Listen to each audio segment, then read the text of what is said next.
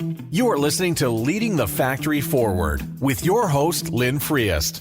We share interviews with manufacturing experts and strategies for embracing the digital future, recruiting a new workforce, finding new business. Lynn is an advanced manufacturing strategist and leadership consultant who is on a mission to show manufacturing leaders how to improve their current operations while preparing for a digital future.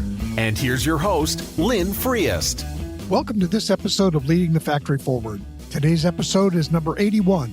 The title is Why Boomers Are Vital to the Future of Work. At Leading the Factory Forward, our goal is to help you create a compelling future for yourself, your teams, and your organization. I encourage you to visit my website and download the summary at the bottom of the podcast episode. You can use that as a tool to capture notes as you explore the ideas from this podcast. Or to help you get started on your journey and to stay up to date on new episodes, please download the free worksheet, 3 Steps You Need for a More Productive Workday.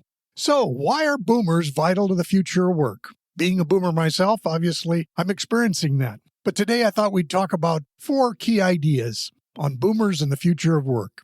The first one being demographics of the workforce and of boomers. The second, some of the technology changes that are happening. The third will be, what are some of the experience and talents that boomers bring to the workforce? And fourth will be just a little bit about my thoughts on the future of work in general. So to start with demographics, Linda Gratton, who's the author of The 100-Year Life, says people are living longer and they're staying healthier as they live longer. So there's going to be a larger number of people that are going to be around who are over the age of 65. The CEO of AARP has said that by 2030, there are going to be about 72 million people over the age of 65, and they'll represent about 20% of the potential workforce. So again, significant number of people, which in my eyes represent a significant amount of talent. Now, on the flip side of that, McKinsey has issued things about what's the future of work and what we can expect in terms of demographics from their perspective. And they say we're actually going to have a problem because we won't have enough people. You need a certain amount of people to create the output and the productivity to sustain the lifestyle that we have in the U.S. And they don't know that there's going to be enough there to actually do that. Again, probably not relying on the boomers enough.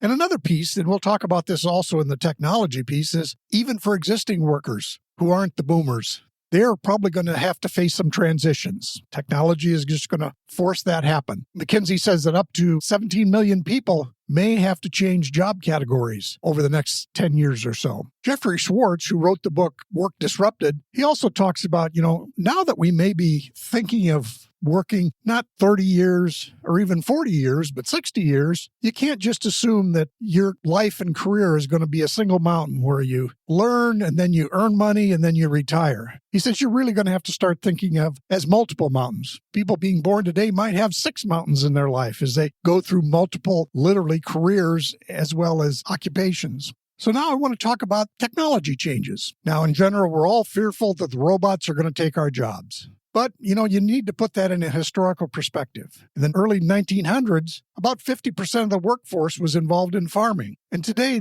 that's only a few percent that are still involved in farming. Now, that didn't in the end result in a 40% unemployment rate, but it did mean that people had to learn new skills, move on to new jobs, and that will happen again. In general, it has been true over time that technology usually creates more new opportunities and does not just eliminate them. But there is a transition, and it's not always easy. But as we look at these tech changes, they are significant. And McKinsey has said that as they reviewed a wide range of jobs, both white-collar and blue-collar, they say for any given job, about 30% of the work of those jobs could be automated in the future. So people will have to learn to work with the machines, not against them. Now, the things that tend to be automated are those things that are very routine or have very well-defined processes. Now, another way to look at that from a personal perspective, it's the dull work, the routine work, the things that maybe really aren't sparking our creativity anyway. But those are the things that often comprise a lot of our current job, and those are the things that are most adapt to being automated in some fashion. Now, this isn't just a U.S. issue. McKinsey has said that in China, somewhere between 200 and 300 million people may have to be reskilled over the next 10 years. So this is a problem they'll be facing and they'll be handling just as we are struggling with it. So the next thing I want to talk about is, what is the silver entrepreneur going to be bringing to this? And I use the term silver entrepreneur, but it could be experienced worker, or it could be, just people over, say, the age of 60. What values do they bring?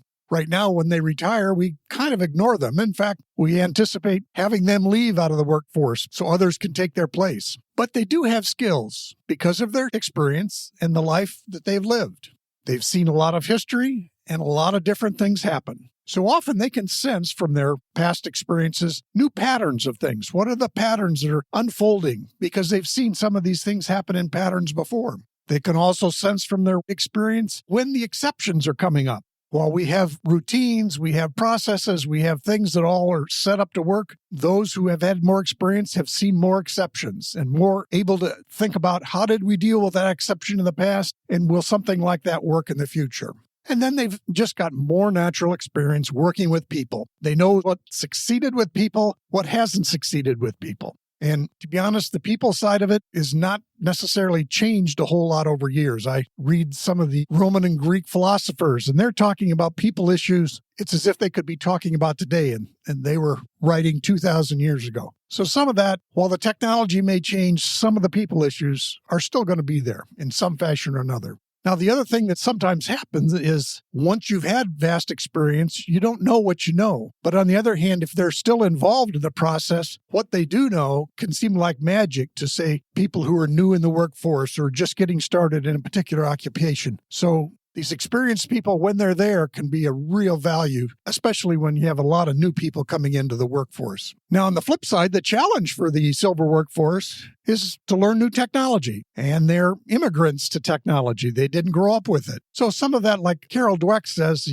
is about mindset. And they have to really have a growth mindset as a part of the silver workforce. John Hagel from Deloitte has said, and this is not just about the silver workforce, but the whole workforce, you need to have the attitude of an explorer. You need to be able to go into new areas where things are undefined and then, look for solutions as well as adopting new skills and knowledge. So again, these are the things that are the challenges for the silver workforce. They bring experience, they bring perspective, they have spent years working with people, but the technology is something they have to be open to working with also. So a few thoughts on the future of work in general. First, the future is now. The pandemic has really accelerated things, and some of these transitions have dramatically changed how we work. We're now more used to having people work remotely. We've kind of unfrozen a lot of the processes and mindsets of how work gets done from how we've done it in the past. Some we've been uncomfortable with, some we're not sure about, but we've kind of unfrozen the way we always thought about it because we've actually had to do it differently over the last year or so. We've actually had to do a lot of innovation. We had to look for new solutions as the pandemic disrupted work. And now we've also gotten used to some things, whether it be remote work, but also we've gotten used to things like hiring people for hours of work rather than having all full-time employees on your payroll. Some of those things have been slowly building over time, but they've sort of been accentuated now with the pandemic. All this offers opportunities to boomers or the silver workforce. They can redefine work for the second half of life just as they redefined work in the first half of life with the large cohort they represented. And I think they will. They've redefined things as they've went through life, and that will only continue now that we're redefining what it means to be in retirement and redefine what it means for, you might say, the next 40 years of life. So we look at some of the skills that probably aren't going to be automated.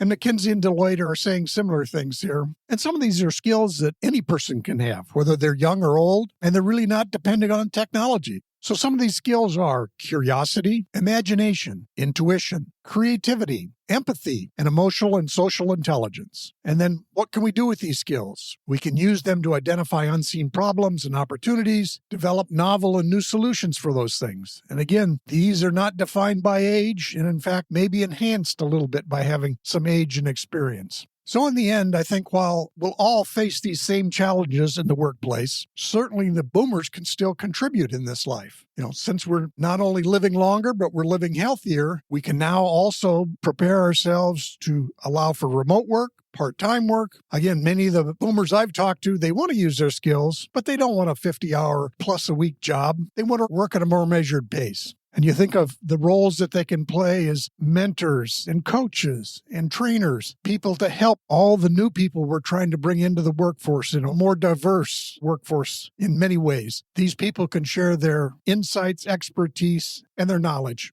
So all of these things are now more possible forever, and hence why I feel the boomers will be a vital piece of the future of work. And as a recap, what did we cover today? There were 4 main topics: demographics, both of the boomers and of the work that's needed, the workplace of the future; technology changes and how that is not always a threat, but can still be a challenge; some of the experiences, skills, knowledge that boomers can bring to the workforce; and then finally, a little bit about my thinking on the future of work. So again, I hope you've enjoyed this episode. We'll certainly be talking about it in future episodes. So what's up next? Well, we're going to continue a mix of solo episodes and interviews with experts. Some will be in manufacturing, some will be in leadership, but some will be in other areas. And at least in one episode a month, I'll be sharing my thoughts and ideas on becoming part of the silver workforce or a silver entrepreneur. And for businesses, thinking about how silver talent might be able to help you. And as always, I encourage you to visit my website to download the summary at the bottom of the podcast episode as you start exploring the ideas from this episode, or to help you get started on your journey and to stay up to date on new episodes, please download the free worksheet, 3 Steps You Need for a More Productive Workday. Thanks for listening, and we'll see you next time.